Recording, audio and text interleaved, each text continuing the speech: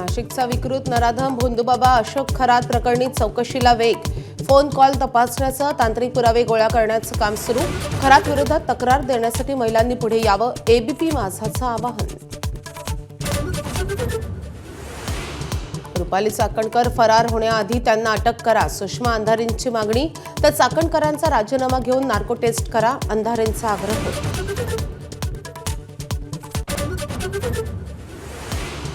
रुपाली चाकणकरांकडून नराधम खरातची तुलना पांडुरंगाशी. चाकणकरांचा जुन्या वक्तव्याचा व्हिडिओ अंजली दमाने यांनी आणला समोर.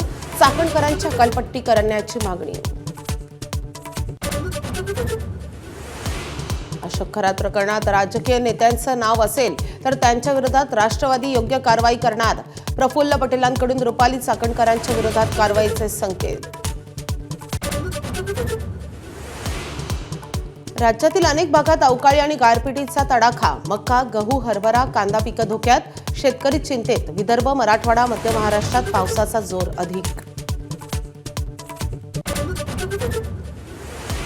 चवदार तळ्याच्या सत्याग्रहाला 99 वर्ष पूर्ण.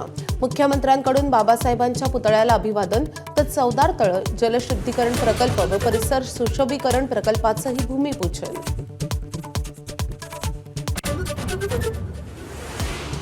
अमेरिका इस्रायलच्या हल्ल्यात आतापर्यंत 1444 इराणी नागरिकांचा मृत्यू. तर तेल आणि नैसर्गिक वायूसाठ्यांवरील हल्ल्यांमुळे जगासमोर ऊर्जा संकट. भारतीय रुपया आतापर्यंतच्या नीचांकी पातळीवर. एका डॉलरसाठी मोजावे लागतात 93 रुपये.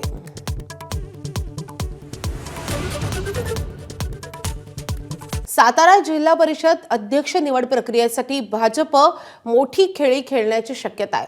भाजपकडून राष्ट्रवादी आणि शिवसेनेचे सदस्य फोडण्याचा जोरदार प्रयत्न सुरू असल्याचं समजतंय.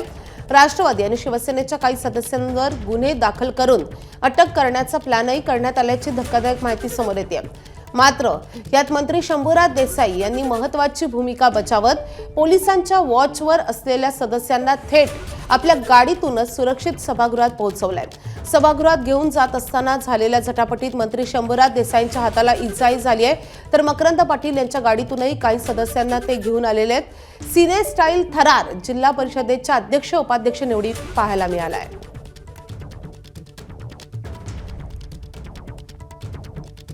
आपले प्रतिनिधी शुभम बोडके आपल्या सोबत आहे. शुभम, हे अतिशय सिने स्टाईल आहे, कारण अशा रीतीने आपण एखाद्या चोर पोलिसांचा खेळ पाहत असतो. मात्र जिल्हा परिषदेच्या या निवडणुकीसाठी हा थरार पाहायला मिळतो. नेमकं काय घडतंय साताऱ्यामध्ये?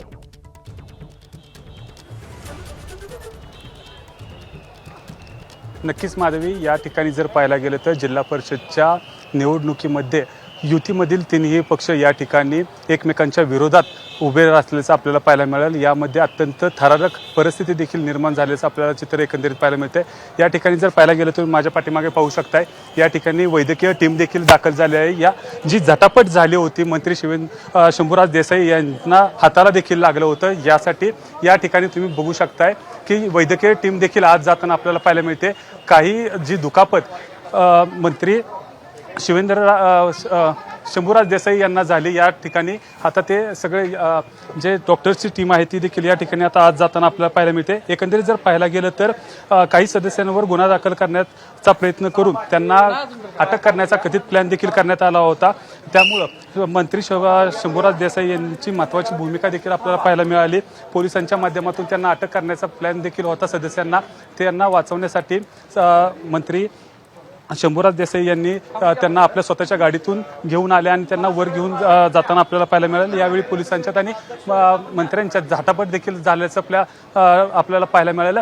मोठ्या प्रमाणावर महाराष्ट्रामध्ये जे जिल्हा परिषदच्या निवडणुका झाल्या, यामध्ये अध्यक्ष उपाध्यक्षाच्या निवडीमध्ये जर पाहायला गेलं तर अत्यंत मोठ्या प्रमाणावर जो एक प्लॅन असतो तो भाजपनं आखला होता की पहिल्यांदाच राष्ट्रवादी आणि शिवसेनेचे उमेदवार फोडायचे आणि त्यानंतर भाजपचा जो अध्यक्ष आहे आणि उपाध्यक्ष आहे तो सातारच्या जिल्हा परिषदेवर आणायचा. ह्याचा प्लॅन देखील भाजपनं आखला होता. मात्र हा प्लॅन हाणत जो पाडत देखील राष्ट्रवादी आणि शिवसेनेची सत्ता आता काही वेळा स्थापन होईल असं देखील चर्चा आता साताऱ्यात सुरू झाल्याचं आपल्याला पाहायला मिळते.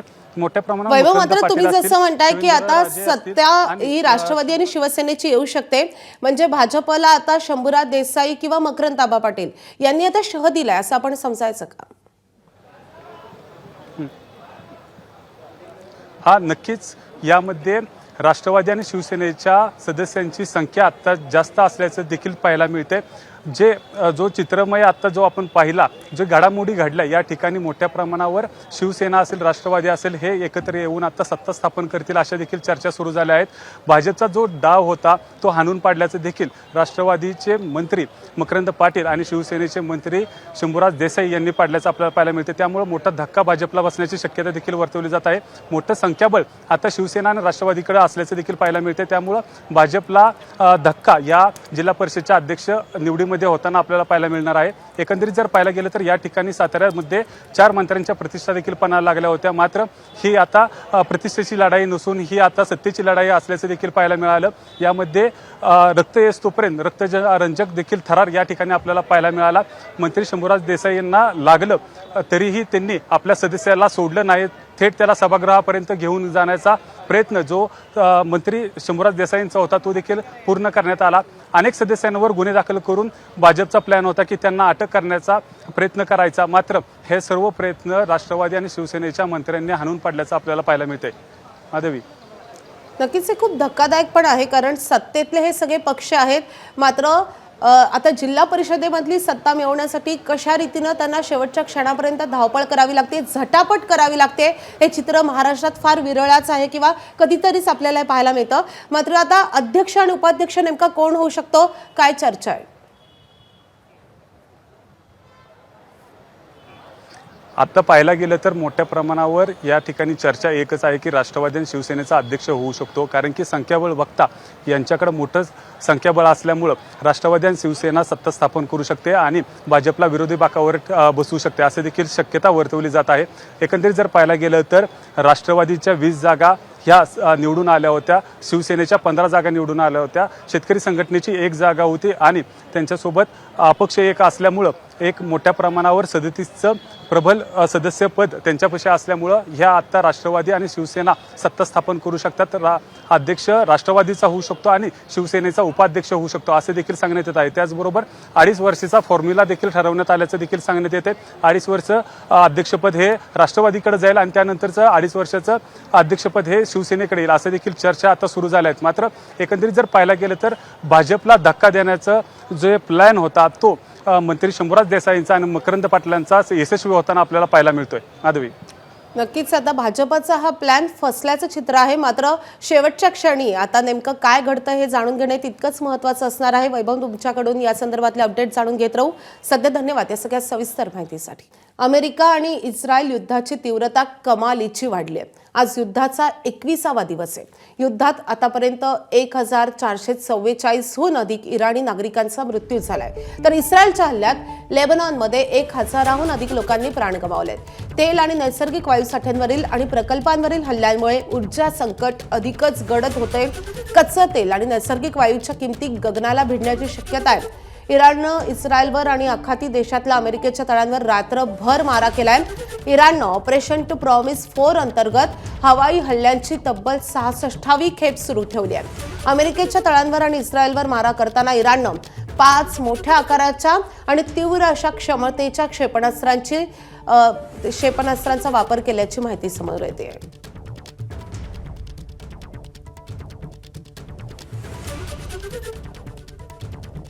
तर आजचा युद्धाचा 21वा दिवस आहे. नेमकं काय घडतं आपण ग्राफिक्सद्वारे पाहतोय. महत्त्वाच्या घडामोडी. मी जिवंत आहे, इराण बर्बादीकडे चाललाय, आम्ही जिंकतोय असा दावा बेंजामिन नेतन्याहू यांनी केलाय. 2 सेकंदात इराण युद्ध संपवू शकतो असं ट्रम्प यांनी म्हटलंय. आमच्या ताकदीपैकी 1% अजून वापरलेली नाहीये असा मोठा दावा इराणनं केलाय. तर इराणवर जवळपास आतापर्यंत 25,000 हल्ले झाल्याचा दावा अमेरिका आणि इस्रायलनं केलाय. अमेरिकेचं अत्याधुनिक F-35 विमान पाडल्याचा इराणतर्फे दावा होतोय. तर युद्ध संपवा नाहीतर नियंत्रणाबाहेर जाण्याचा धोका असल्याचा इशारा संयुक्त राष्ट्रांनी दिलाय.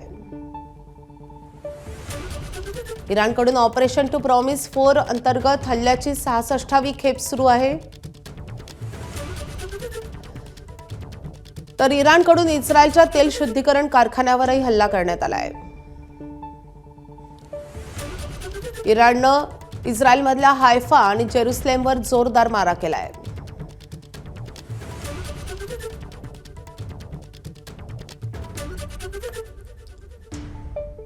तर अमेरिकेकडून इराणवर सुरू असलेल्या लष्करी कारवायांचा खर्च आतापर्यंत जवळपास $2500 कोटी पेक्षाही अधिक झाल्याची माहिती मिळते. पेंटागॉनच्या अहवालानुसार पहिल्या 6 दिवसात जवळपास $11.3 कोटी इतका खर्च झालाय.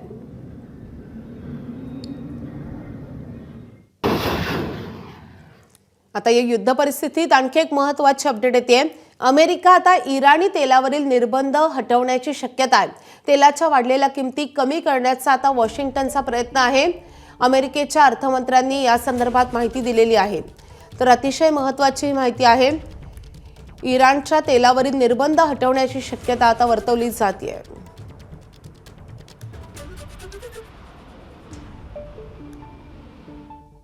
तर या युद्धाचा थेट परिणाम आता भारतालाही भोगावा लागतोय, भारताच्या रुपयालाही भोगावा लागतोय, कारण भारतीय रुपयामध्ये मोठी घसरण झाली आहे. रुपया आतापर्यंतच्या नीचांकी पातळीवर पोहोचलाय. $1 आता तब्बल ₹93 मोजावे लागत आहेत. इराणनं इस्रायलवर जोरदार हल्ले सुरूच ठेवलेत. इराणनं इस्रायलची राजधानी जेरुसलेमवर क्लस्टर बॉम्बनं हल्ले केलेत. काही इराणी क्षेपणास्त्र इस्रायलनं हवेतल्या हवेत नष्ट केलेत, तर काही क्षेपणास्त्रांनी लक्ष्याचा वेध घेतल्याची माहिती आहे. इराणच्या हल्ल्यानंतर जेरुसलेममध्ये जोरदार सायरन वाजत होते.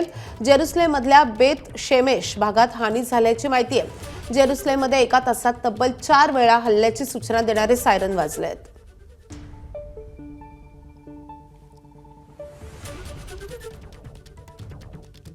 इराणनं अमेरिकेच्या F-35 या स्टेल्थ लढाऊ विमानाला लक्ष्य केलंय.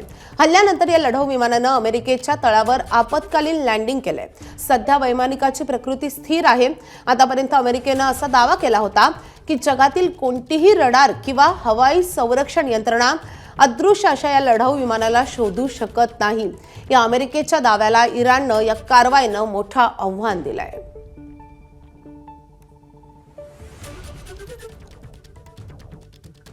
तर या F-35 विमानाच्या अत्याधुनिकतेबाबतच अमेरिकेनं जगभर कोणकोणते दावे केले होते आणि इराणनं त्यांना कसं आव्हान दिलंय आपण ग्राफिक्सद्वारे पाहूयात.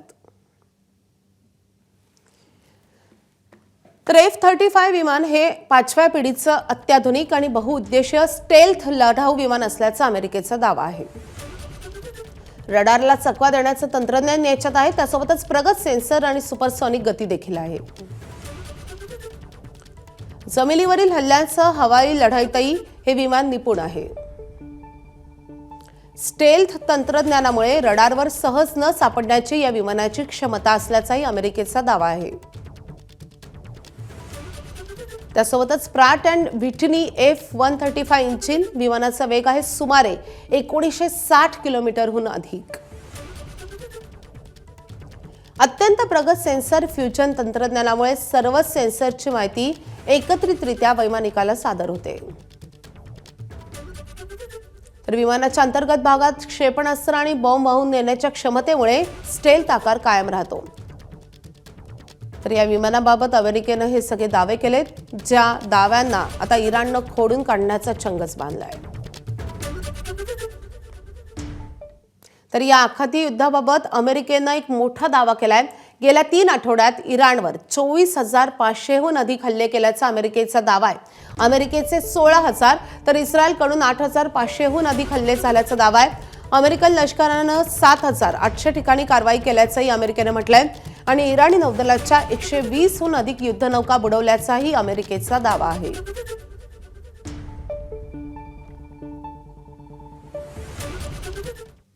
इस्रायलचे पंतप्रधान बेंजामिन नेतान्याहू यांनी या युद्धाची 3 उद्दिष्ट जाहीर केली आहेत. इराणला अण्वस्त्रधारी राष्ट्र बनवण्यापासून रोखणं, बॅलिस्टिक क्षेपणास्त्रांचं संकट टाळणं आणि इराणच्या जनतेचं स्वातंत्र्य यासाठी हे युद्ध सुरू असल्याचं नेतान्याहू यांनी म्हटलंय.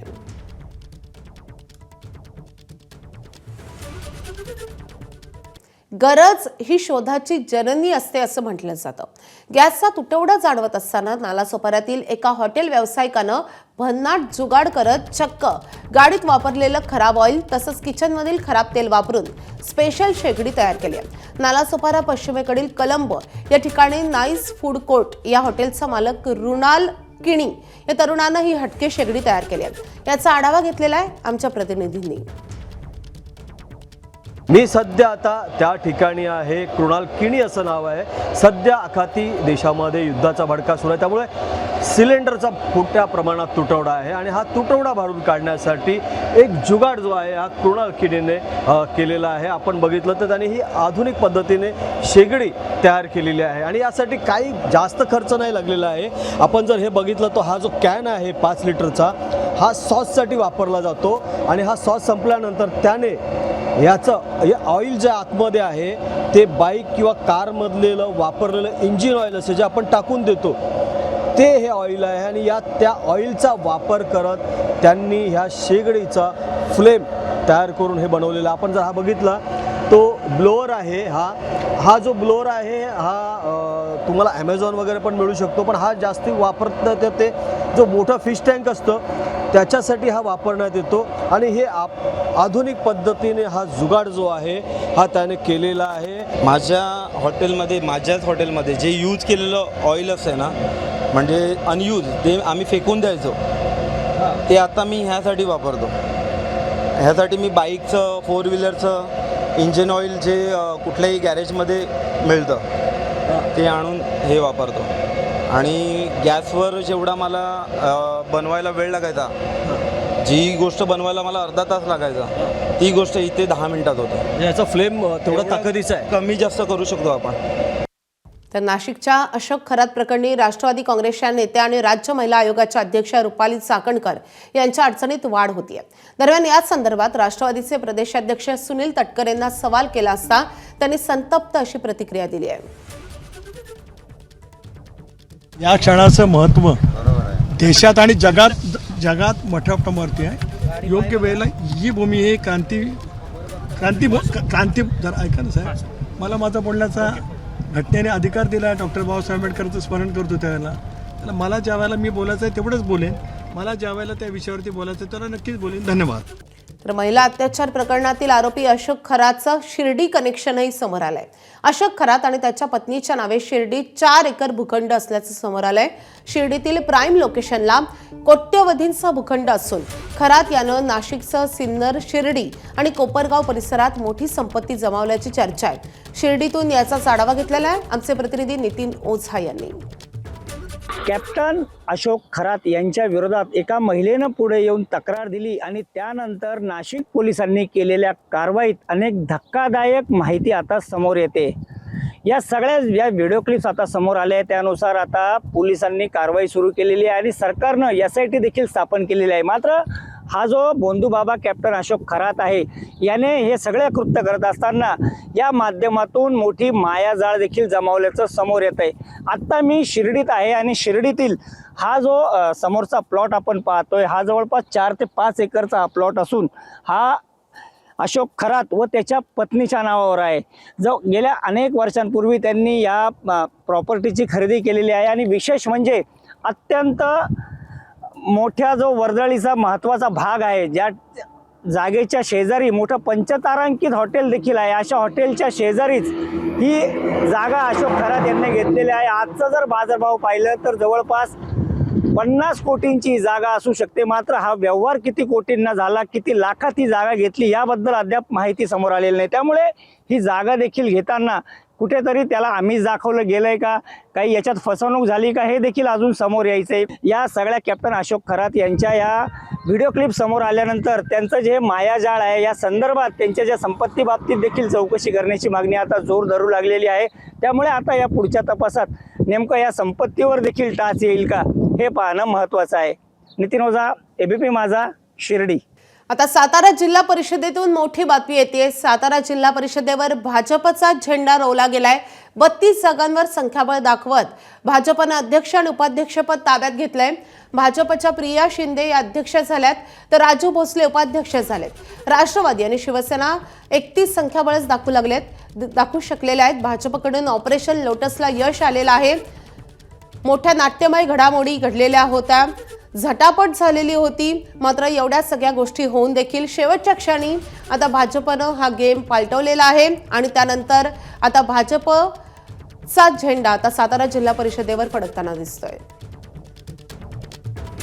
आपले प्रतिनिधी वैभव बोडके आपल्या सोबत आहेत. वैभव, अगदी काही मिनिटांपूर्वीच आपण बोलत होतो की कशा रीतीनं भाजपला हा मोठा धक्का आहे. मात्र आता अगदी शेवटच्या क्षणी भाजपनं असं नेमकं काय केलेलं आहे की इथे भाजपचा झेंडा रोवला गेलाय?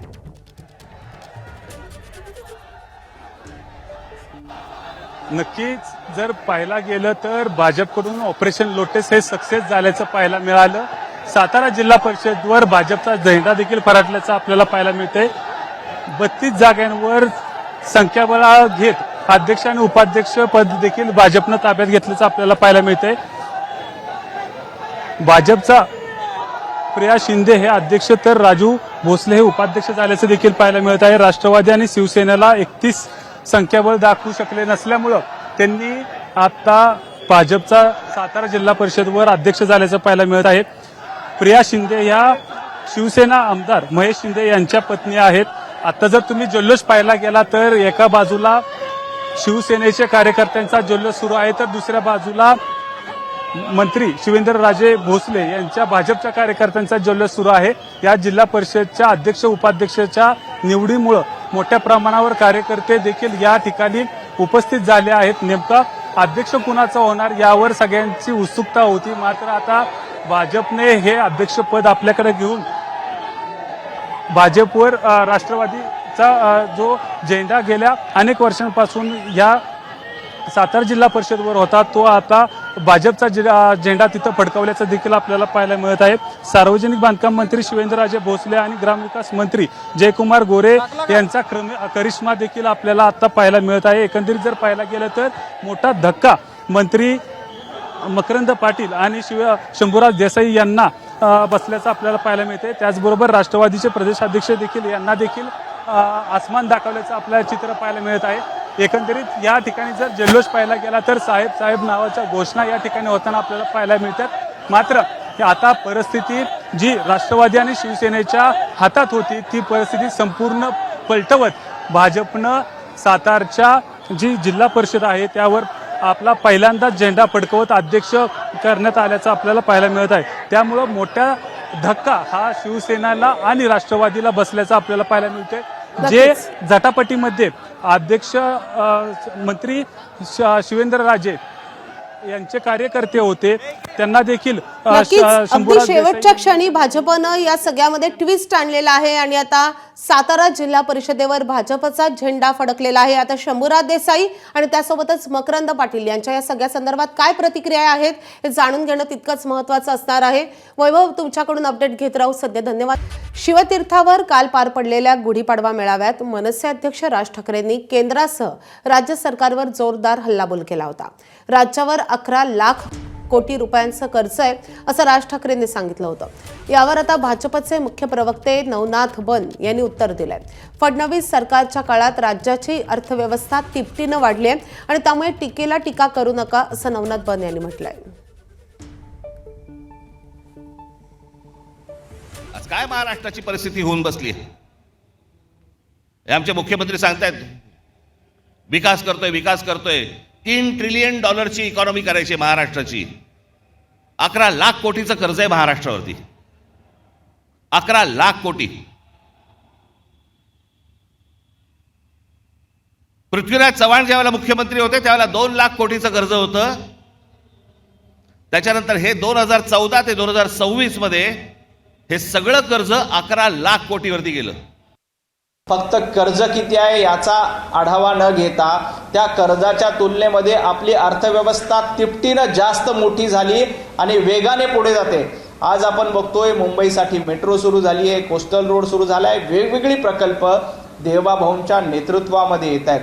FDA फॉरेन डायरेक्ट इन्व्हेस्टमेंट सर्वाधिक जास्त महाराष्ट्रामध्ये झाली, कारण देवाभाऊंचं नेतृत्व आहे. देवाभाऊ हे मुंबईला पुढे घेऊन जात आहेत, महाराष्ट्राला पुढे घेऊन जात आहेत आणि या विकास यात्रेमध्ये राज ठाकरे यांचंही स्वागत आहे. काही सूचना असतील तर सूचना निश्चित करा, परंतु टीकेला टीका करण्याचा प्रयत्न करू नका. नाशिकमध्ये होणाऱ्या सिंहस्थ कुंभमेळ्याच्या अनुषंगानं विविध विकास कामांसाठी शहरातील अतिक्रमणावर महापालिकेकडून बुलडोझर चालवला जातोय. रामकुंड ते काळाराम मंदिरापर्यंत होणाऱ्या रामकाल पथ या महत्वाकांक्षी प्रकल्पाला अडथळा ठरणाऱ्या अतिक्रमणांवर महापालिकेची तोडक कारवाई सुरू झाली आहे. या परिसरात असलेले छोटे मोठे हॉटेल्स, दुकान तसंच जुनं बांधकाम नाशिक महापालिकेकडून तोडलं जात आहे. आढावा घेतलेला आमचे प्रतिनिधी शुभम बोडके यांनी. नाशिकमध्ये सिंहस्थ कुंभमेळ्याच्या अनुषंगाने अनेक विकास कामं सुरू आहे आणि त्याच पार्श्वभूमीवर जर बघितलं तर नाशिकमधल्या रामकुंड परिसरातल्या जे अतिक्रमण आहे ते अतिक्रमण काढण्याचं काम नाशिक महानगरपालिकेच्या अतिक्रमण विभागाकडनं सुरू झालेलं आहे. आपण जर बघितलं तर नाशिकमध्ये रामकुंड ते काळाराम मंदिरापर्यंत जो रामकाल पथ तयार होतो आहे, त्या रामकाल पथाच्या दरम्यान जे मोठमोठे अतिक्रमण आहे त्या अतिक्रमण हटवण्याचं काम या ठिकाणी सुरू झालेलं आहे. आणि एकूण जर बघितलं तर मोठ्या प्रमाणामध्ये नाशिक महानगरपालिकेचं अतिक्रमण हटाव विभागाचे जे पथक आहे ते नाशिकच्या रामकुंड परिसरामध्ये या ठिकाणी दाखल झालेलं आहे. या संपूर्ण परिसरामध्ये जर आपण पाहिलं तर मोठा पोलिसांचा देखील बंदोबस्त पाहायला मिळतोय. एकूणच रामकाल पथाच्या ज्या इतर परिसरामधलं जे अतिक्रमण आहे ते खरं तर अतिक्रमण काढण्यासाठी अनेक दिवसांपासून नाशिक महानगरपालिकेकडनं त्या ठिकाणी प्रयत्न केले जात होते. आणि एकूण आज जी रामकाल पथाच्या परिसरातलं रामकुंड परिसरातलं जे अतिक्रमण भाग आहे त्या ठिकाणी ही तोडक कारवाई आपल्याला सुरू असल्याचं पाहायला मिळते. आणि मोठ्या प्रमाणामध्ये नाशिकच्या रामकुंड परिसरातलं जे अतिक्रमण आहे ते काढून हा संपूर्ण परिसर हा मोकळा केला जातोय. एकूणच सिंहस्थच्या अनुषंगाने जे महत्त्वाची कामं आहेत ते कामांना सुरुवात झाल्यानंतर नाशिक शहरामध्ये विविध भागांमध्ये अशा पद्धतीची ही अतिक्रमण मोहीम नाशिक महानगरपालिकेच्या माध्यमातून सुरू झाल्याचं एकूणच पाहायला मिळत आहे. कॅमेरामन किरण कडरेसह शुभम बोडके, एबीपी माझा नाशिक. एबीपी माझा, उघडा डोळे बघा नीट.